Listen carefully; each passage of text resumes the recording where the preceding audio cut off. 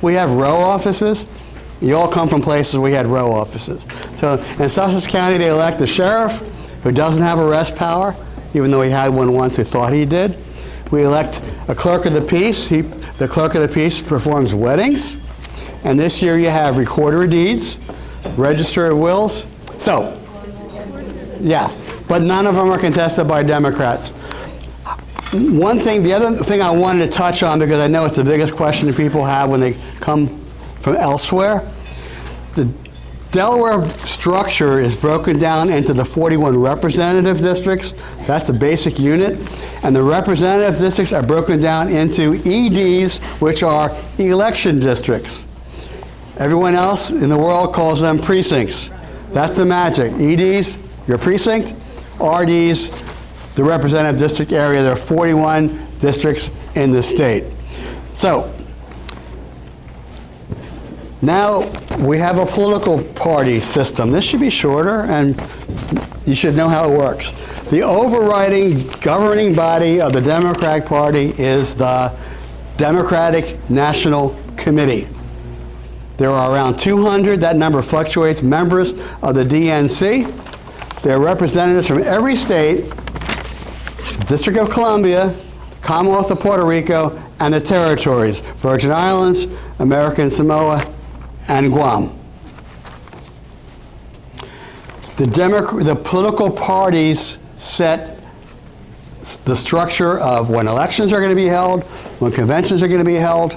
The DNC is chaired by Jamie Harrison, who ran against Lindsey Graham 2 years ago for the Senate in South Carolina, and unfortunately didn't win. Maybe another, but then again, it's South Carolina. First, they had to leave the Union for the Civil War.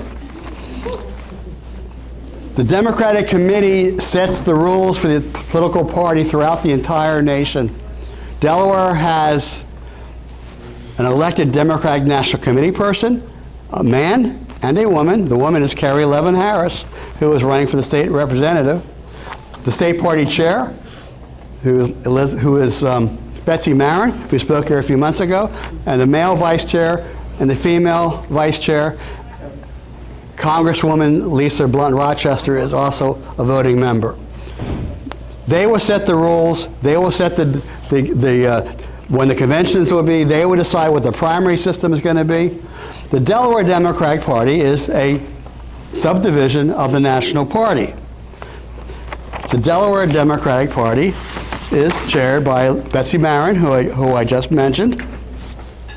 There are 23 members of the State Executive Committee. They run the day-to-day operations, the monthly operations, and what's going on far below.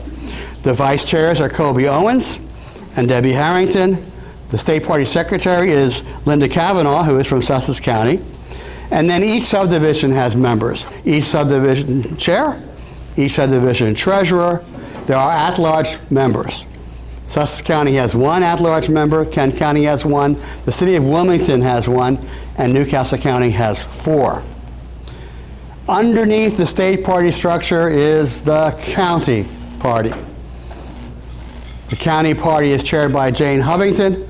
There is a male vice chair, there's a female vice chair, there is a recording secretary, there is a corresponding secretary, there is a treasurer, and the chairs of every RD, Representative District Committee, is on the County Executive Committee.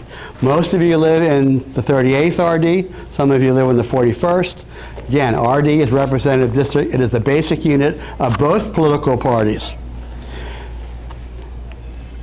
The party reorganizes after the presidential election.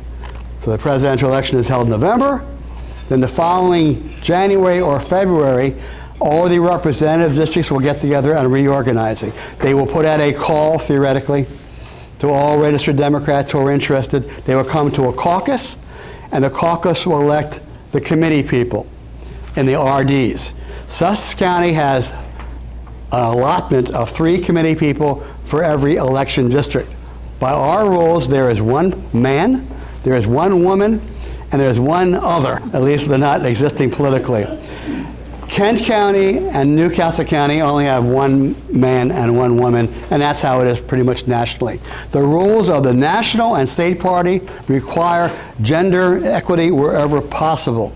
So when the RD committee is reorganizing, they need to give preference to whatever it takes to keep them equal. They organize, again, the RDs will in January, February after the presidential, and then in March or early April, the county committee will reorganize. The county committee at the reorganization convention is every committee person who has been elected. They will then elect the officers for the county committee. Then they're in office for 4 years. The only other strange thing that happens is that after the census, because we have a restructuring of all the representative districts, the RDs will get together and another caucus, theoretically, they have told everybody, and they'll elect new people where necessary. That's how it works. Now, one other thing I forgot, and I want to take some questions, because there has to be a few on what I'm talking about. In most states, if you want to run for office, you have to get a petition. You have to circulate it to get people in your party to sign this petition. The numbers are determined by law or percentage of the vote. Delaware doesn't work that way. You write a check. If you want to run as a candidate for county council, you have to write a check and fill out a form, file the form with the county board of elections in your place, and the check is going to the political party.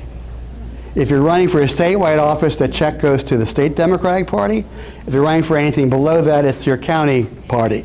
Now, traditionally and historically, and I'll try not to be biased here, traditionally and historically, that money is either returned to the candidate after the primary or is used for get out the vote and election hearing. When I was county chair, we had a lot of money raised and we did our own mailings. We mailed out for candidates. That's not happening now. The fee to file is set by the parties to a maximum of 1% of the pay. So if you're running for office that pays $22,000 a year, and you're running for a 4-year term, that's $88,000, and 1% is $880. It's maximum of 1%, but everybody sets it at 1%. So they can collect that money. So anybody can get on the ballot. Another strange thing about this state, which only happened a few years ago, well, one that happened a few years ago is write-ins. You can't write in a primary, and I'll get to that in a second as to why. And if you want to write in for a general election, there's a guy named Walker, right? Who runs for Congress or governor or something. He's a little nuts. He staples signs to trees. He's a terrible person. He never has any votes. But he just filed yesterday to be an independent, to be a write-in candidate, I mean. So you would think, wherever you come from, I want to write Daniel, what's his first name again? Scott. If I don't remember somebody's names because I don't like them. If I want to write Scott Walker in November, you normally would go to your machine, you would slide up a little thing, you would write in Scott Walker. Delaware doesn't work that way. He is filed as a write-in candidate. When you go to vote in November, there'll be a list of write-in candidates, and you can push their buttons. So he's not a write-in candidate. He's a candidate on the ballot as running a no party. The second strange thing in Delaware, which some of you may have noticed last Tuesday when you voted, everyone doesn't run in a primary. So if I decide I want to run for God as a Democrat, and he is probably, or she is, well, we haven't met yet, and I'm willing to wait, and nobody runs against me in the Democratic Party, and you go to vote in the primary, you're not going to see my name or my office. So if you're running in a primary and nobody is running against you in your party, you're automatically through to the general election. You can't win a primary race by write-in. I ran for city council in Westchester the third time after they established a war system, and a Republican filed against me. A very nice guy, former fire chief, knew nothing about politics. So I said, it's not that big a ward. I know most of the people here, so I walked around and to everybody I knew, or when they came to vote, and the Republicans, could you write me in for city council, just slide up little thing and write in Mitch Crane. And I won the Republican primary by write-in and the Democratic primary automatically. Can't do that here. Can't do that here. And after every election, or even on election day, you had people say, well, I went to vote, and Lisa Rochester wasn't on the primary. Am I in the wrong place? What's going on? Because she doesn't have a primary opponent. So when you voted down here, you probably had one office to vote for, state auditor. If you live in Lewis or Rehoboth, you had two. You had county, you had state senate. And if you lived up north, you had a lot of primaries. That's crazy. But that's the system in this state. And the general election, it's the Democratic Party, the Republican Party. There's an independent party of Delaware, which is kind of to the right. There is a Green Party, which has candidates also. And what was my brain just left my head. What's the other political party? The Green Independent? Like they used to write, Libertarian. Oh, yeah. Thank you. So the Libertarian Party split in two about 6 months ago. And in this state, a new party was formed out of people who left the Libertarian Party, and they called themselves the Nonpartisan Party. Now, I used to teach English, and I know a lot about oxymorons. So the Nonpartisan Party has candidates on the ballot, too. Do they have to pay the $880? No, because they do it by nomination. So the filing deadline passes for the Ds and the Rs. The parties can then appoint somebody by nomination when there's nobody from their party running. And that happened here. The deadline passed. There were no county council candidates. We found two great people, one of them over there, and they were nominated. They didn't have to pay a filing fee. That's a good thing, but the bad thing is they weren't out there knocking on doors and raising money, and they get started late. That's how it works in this state. It's not the best thing, but that's the reality of it. So, a majority of the Democrats in this state are progressive. And that's changed since the old Dixiecrats, again, died or defeated. But the Democrats do not make up a majority of the voters in Delaware. People forget that. There are a lot of states where there are a lot of people who are registered independent, in a small I, which is why Massachusetts can elect a Republican governor, because those people go that way. The Democrats have about 45% of the registrants. The Republicans have about 35%. The rest of them are either small parties or no party whatsoever. Again, NP, lowercase. So in a year, and this is why we're appealing to you, in a year where the Democratic vote is suppressed and the Republican vote is increased, and that usually means the party out of power is angry, they come out to vote. The party in power is complacent. So in midterm elections, the Democrats have a turnout of maybe 10% less than the Republicans. So normally we say, my God, we can lose statewide races if we don't have enough money to get people out to vote. This isn't the days where I would say, I'm a Democrat running for office and you're a Republican, come vote for me. I am wasting my time. All but 2 or 3% of the Republicans will vote Democratic these days, and the same with the Ds. The days when we could cross over, they're pretty much dead. So we're not going to win elections by getting Republicans to vote for us. We're going to win elections by getting a majority of the independent people on our side and getting the Democratic vote out. Normally, I would say we don't have a prayer of winning hardly anything this year down here, and statewide races would be a problem because the Republicans are angry and crazy and dangerous and don't understand what the Constitution and the Bill of Rights all are. And Democrats were complacent as hell until, thank you, Justice Thomas. When the Supreme Court overturned Roe in their Dobbs decision, Thomas said out loud what he's been thinking. That's only a start. We're going to get contraception next. They're going to go after gay rights. They're going to go after the right of privacy and birth control. That angers people. And that was added to by the idiot, Lindsey Graham. where abortion should be left up to the states. But I'm gonna introduce a bill. I'm gonna decide what the limits are. That angers more people. For 30 years, the Democrats said the Supreme Court eventually is going to overturn Roe, and for 30 years, people who are pro-choice, that'll never happen. We never go backwards. We're going backwards. That's why not only do you all have to vote, you have to get your neighbors to vote, and you have to help candidates. A candidate cannot win even if the candidate has the best message, unless the candidate has what it takes to get the message out. It takes money and it takes workers. And you ask why we have no one running for the state senate down here, or for the state rep down here? Because sane people know they can't win. Yet, 15 years ago, this area was Democratic.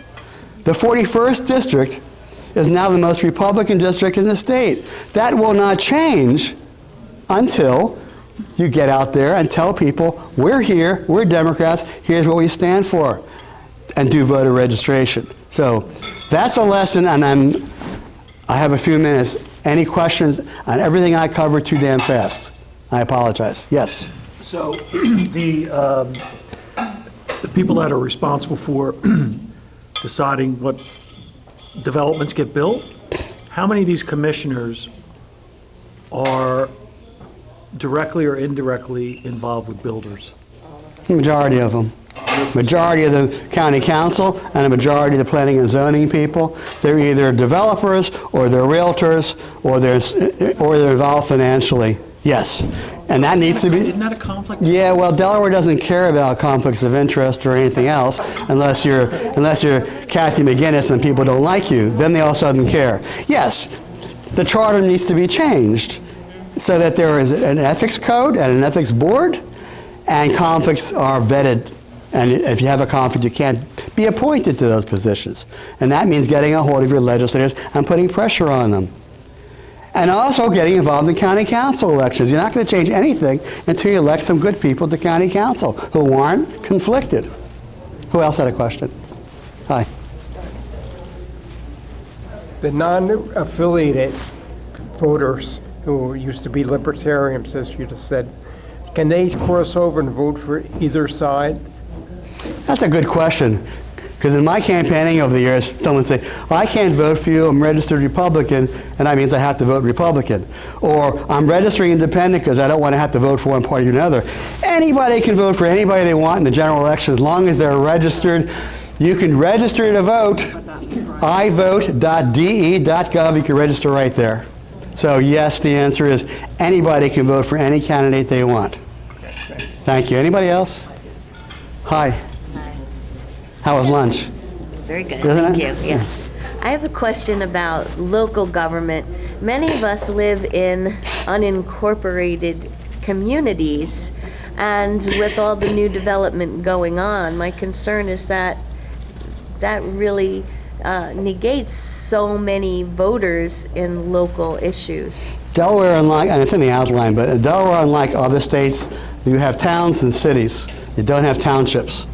So if you don't live in an incorporated town or city, you live in unincorporated Sussex County. The benefit is you're not paying town taxes. The detriment is you can't vote in those town elections. And the development heavy density seems to be right outside the town limits because the county Republicans approve the development there. I even had someone say, well, that's where it should be. Up Route 1 all the way. So it's unfortunate. Now there are moves in some areas, Long Neck, for instance, to incorporate and form a new town. There are people who understand and say, great idea, and there are people saying, well, then I'll have to pay town taxes because we'll have to have the town police department, and they don't want to do it. You get what you pay for. My real estate taxes, I'm in unincorporated Lewis, are about $600 a year. That's absurd, but I'm happy. But if I call the state police, maybe an hour or two later, someone will come. Right. That's the difference. Yes. Is that it? No. Who else? You don't count. I don't. She does? I don't. Yes, Kathy. I just wanted to add on about the concern about county council. This is one of my big pet peeves. and that is that they're all connected with real estate development in some way, and they select the planning and zoning.